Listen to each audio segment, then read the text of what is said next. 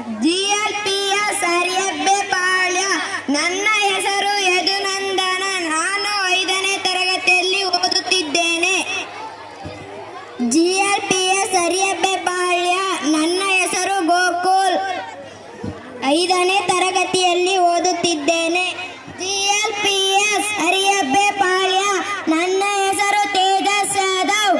ನಾನು 4ನೇ ತರಗತಿಯಲ್ಲಿ ಓದುತ್ತಿದ್ದೇನೆ.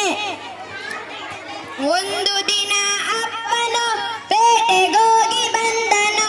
ಪೇಟೆಯಿಂದ ಬರುವಾಗ ಕಡ್ಲೆ ಮಿಠಾಯಿ ತಂದನು.